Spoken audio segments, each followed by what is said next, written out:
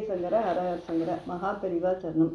27/12 மார்கழி 11ஆம் தேதி புதன்கிழமை திருவாதிரை ஆருத்ரா தரிசனம் அப்படின்னு சொல்லுவாங்க.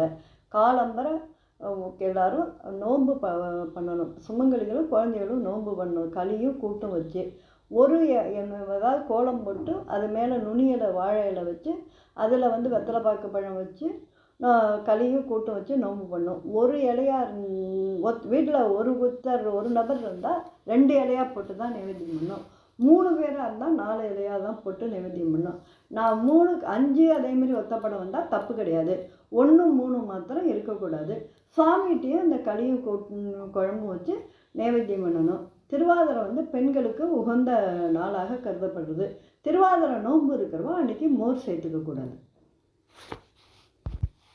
திருவாதிரை பண்ணுற நேரம் காலம்பரை 5:45 பண்ணினா ரொம்பவே விசேஷம். ஏன்னா பௌர்ணமியும் திருவாதிரையும் சேர்ந்து இருக்குது வாக்கிய பஞ்சாங்கப்படி.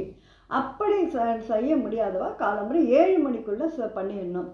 அதுக்கு மேலே பண்ணினா இது உங்களுக்கு யமகண்டமும் வருது.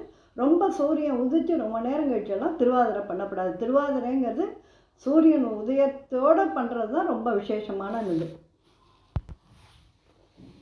ஜெய ஜெய சங்கரம் ஹரஹர சங்கரம். உங்களுக்கு இந்த மகாகுரு சேனல் பிடிச்சிருந்ததுன்னா சப்ஸ்கிரிப்ஷன் பண்ணுங்கள், பெல் பட்டனை அழுத்துங்க.